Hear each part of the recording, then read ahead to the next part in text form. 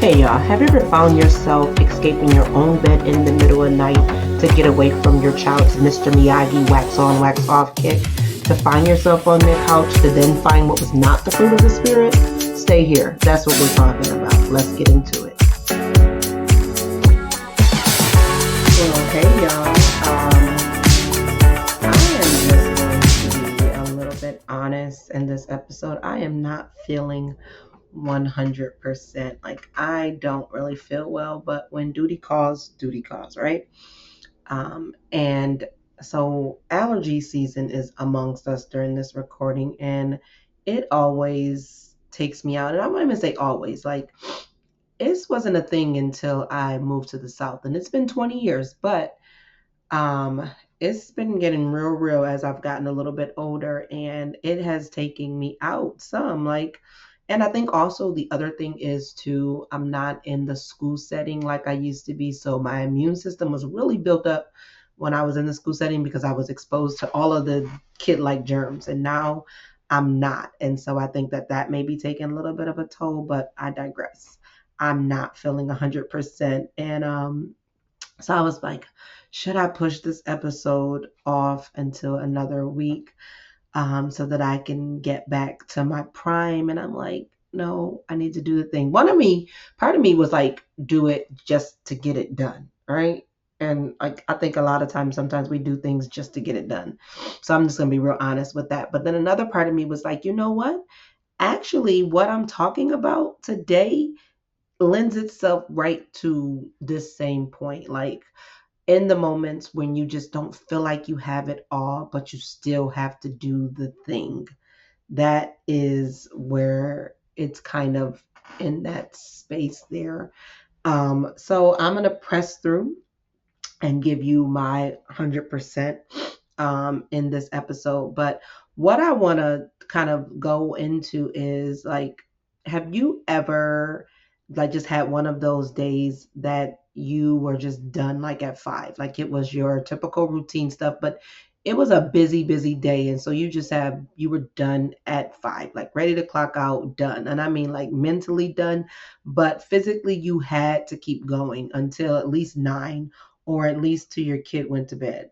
And then you could finally rest. Like, I have plenty of those days where it's like, I've been up and I've done more work before 8 o'clock than a lot of people have done in their entire workday. And so by 5, shoot, sometimes by 1, I am done and I'm tapped out. So this particular day was a day where I was like, one of those days, like, I was just done. I was tapped out, and I still had to keep going until it was like time for my kid to go to bed, and then I could get rest. And I mean, like, really rest, like the type of rest that I deserve. Like, you deserve it. Like, after you've had a long day, you just feel like you just deserve the rest.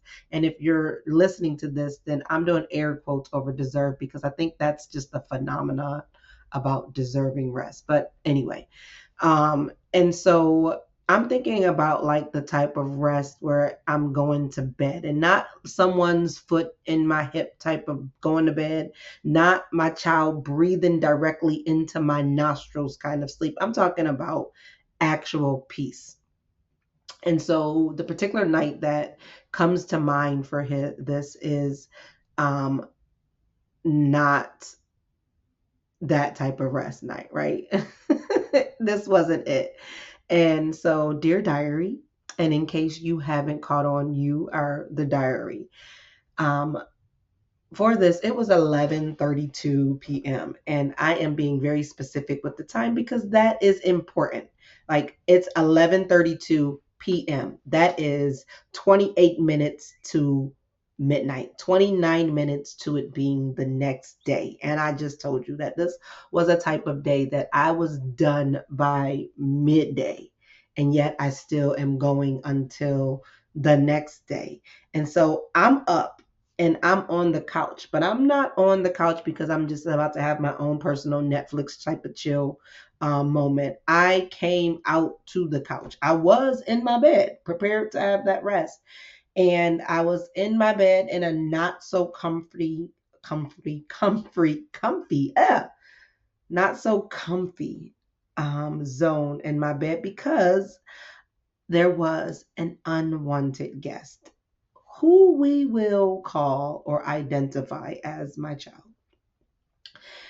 And before I could even sit down on the couch to go rest, because that was my respite spot, and honestly, I could have went and gotten her bed like I've done before, but this particular time I didn't want to do it because really I felt like that was pitiful. Like I have to leave my bed where I have the unwanted guest to go find solace in her bed. Like I just felt pitiful. So I was like, I'm going to do the grown up thing and go to the couch, right?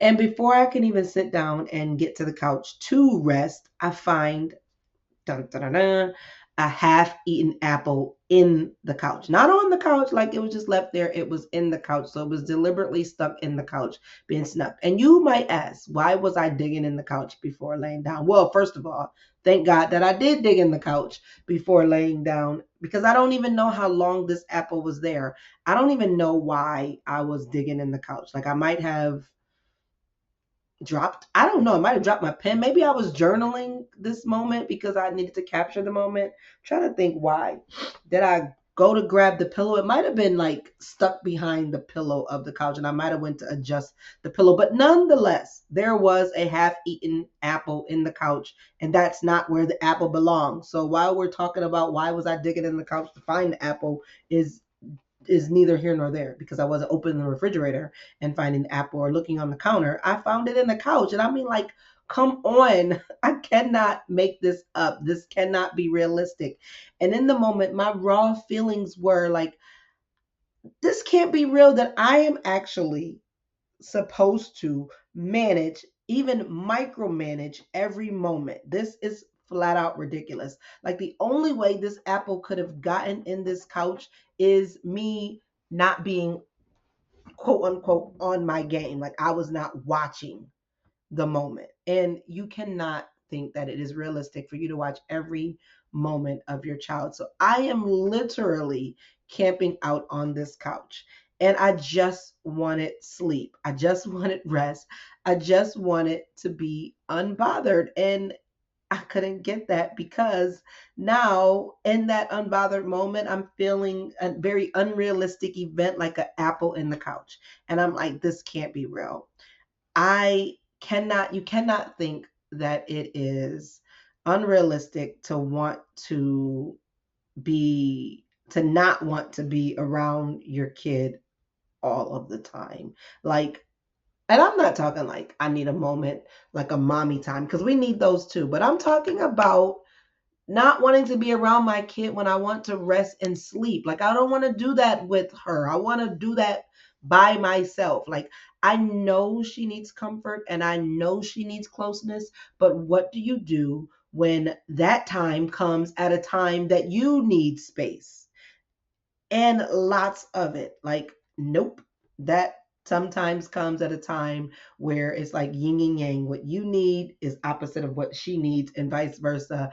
And you're like, I didn't even know the words for it. Like, I was just done. And so something snapped. Like, when I found that apple in the couch, when I was just trying to go out there at 11:32, 28 minutes, 29 minutes, because 12:01 to the next day, something in me just snapped, right? Like, I immediately just thought, like, this is not the fruit of the spirit that I was looking for. The peace. This is not it. It wasn't the gentleness that I was looking for. This fruit right here was a half-eaten apple. It had me ready to like throw the furniture, like throw pillows, like go wake her up, shake her out of her sleep, and like, are you kidding me? But instead, I just slam dunked it in the trash can like I was Michael Jordan. And I slammed it with all of the rage and all of the anger and all of the frustration of not being able to just have the moment to myself. Like, why am I even up and out here? Because you know what? That apple really represented the moments I'm not allowed to have. In that moment, I was like, I can't even get a moment. And the apple reminded me of that. That moment, I turned my back for a second to just shower or to go to the bathroom, to breathe. She snuck an apple. and she didn't finish it, and she hid it like some shame-filled squirrel trying to stash some snacks into her safe bunker. And now it's waiting for me at 11:32 p.m. to remind me, peace, not around here, partner, not around here. And I was like, God, are you kidding me? So I felt like God was like, so you want rest? Is that what you want? And I was like, I did, until little Eve Jr. over here brought forbidden fruit into my sacred space. So now this apple represents much more than a piece of fruit in my couch. And I'm laughing now. I really am laughing now. But then I was not laughing. I was literally crying. I was so upset and I was so tired. But if I can just be real for just a moment, that those feelings were real. Those feelings are real. Those feelings of frustration, those feelings of lack of hope, that am I ever going to get a break? This can't be real. Like, there's no way in the world that this is realistic, that I'm supposed to micromanage all of this. I was not laughing then. Like I said, I was tired. I was totally tapped out. I was like, coach, put somebody else in. I was frustrated, and I felt like I couldn't even get away from the very thing that needed me. Like, I just didn't want to do that because I felt like I deserved, quote unquote, to sleep in that moment. And so, what do you do when you're trying to escape the thing that's draining you? And the thing that's draining you is your own kid. Like, that is tension, and that's real. And I don't think a lot of us are saying it because we feel like it's wrong to say, but I'm human, and so I'm saying it. And that's the whole purpose of this podcast, is to say the things, is to feel the things, is to live in that moment of the realness of this tension. And so I'm saying it because it's true, and we feel that. Like, I don't want to be here right now. Like, I just need to go and be in dreamland, because that's where I'm supposed to be at 11:32 p.m. And that doesn't mean I love her less. It just means sometimes I need less closeness. And like I said, it's funny now, but in that moment, y'all, it wasn't. And that's what I want to talk about today, because these moments, the ones that make you scream into your pillow, the ones that make you slam dunk a half eaten apple into the trash can, the ones that are having you eating snacks or sneaking Reese cups in your bathroom or in your pantry, or the moments when you're texting a friend or a family member to say, I'm not okay.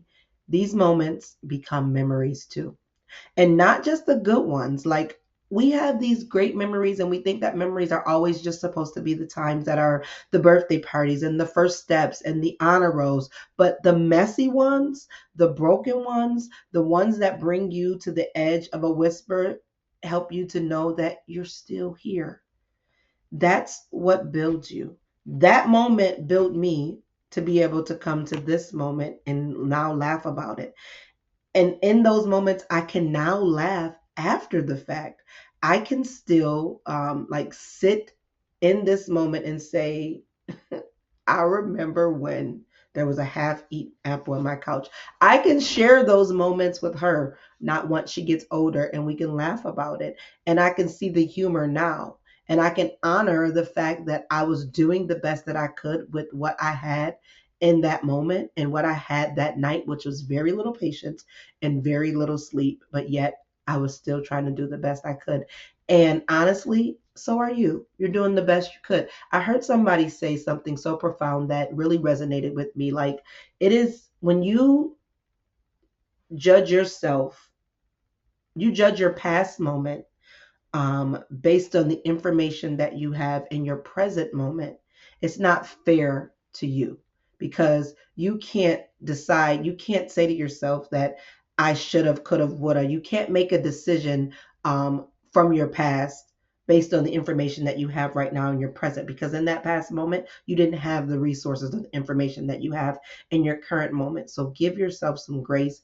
And it's not fair to yourself to do that to yourself. And so tell yourself, if you've made a mistake in the past, but you were trying your best, Your mistake is only judged by the resources that you have in your present. But if you look back on your past and say, I was doing the best I could with what I had in that moment.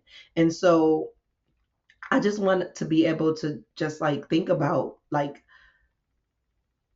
if we push aside our memories that had us in tears, and the not the fruit of the spirit kind of tears, not the joyful tears, the happy moments, but the half eaten apple kind of tears, then we miss some moments of memories as well. And so it's like we're trying to curate our memories. We only want to remember the good things, and we don't want to remember the not so great things that also built and shaped us and created moments as well. And because those are the memories that help us to see what we've overcome, those are the memories that also build us, to build us to the present moment, to build us to be the moms that we are, to build us to be the friends to our children when they get into their adult ages, and we can reflect back on those moments and laugh through them. Those are the moments that we can use to help build someone else. Those are the moments that we can tell to our grandchildren and our children, so that they can get through the moments that they're going to have,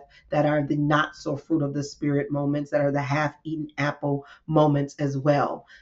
If we try to dismiss that and we try to just curate memories, then we miss out on the wisdom that comes through those moments, and the things that we can pass on as a legacy, as the fruit being multiplied into someone else's life.